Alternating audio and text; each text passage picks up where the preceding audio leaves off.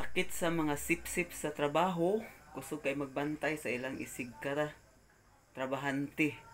Oo, kung makaasta mo ra sila mga kuan ba kanang anak sa tag-iya.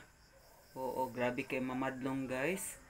So, pagbantay-bantay sa mga ingon anak nga tao, ayaw pag kuan dikit kay kuan yung ka na ilaglag ka sa imong supervisor or di gali sa amo gid nimo mismo.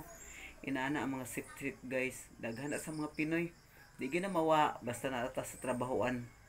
Oo, kay ang ila feeling ana nga makuan sila mo improve. Oo, pero guys sad to say nga sila magpabilin gyapon sa ilang nahimutangan. Oo, kay dili man na mulambo ang mga inana nga tao guys, kasagaran inudnud gud na sa kanang kuan ba pagka kinibitang lisod. Oo, inana na guys, kay kamaw bisa magtimbang-timbang ang kuan atong makagagahom. O labaw na ka ng nanguan kag tao, nang sira ka o para mo improve ka lang sa imong posisyon or unsa pa na.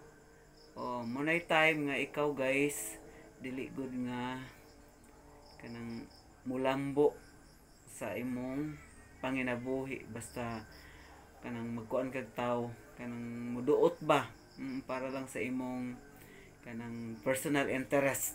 Daghan na sa Pinoy guys. Oo, napo ko'y mga nasa ko'y kauban sa una nga inaana og habit. Kusog kay mamadlong sa ato na feeling gud niya nga siya nay mas maayo sa imuha ba. Oo, dili siya maghuna-huna nga kuan makasakit siya tao basta kay mubuhi lang gud siya istorya nga kuan nga kuan gud ba. Paras gud siya sa imong amo.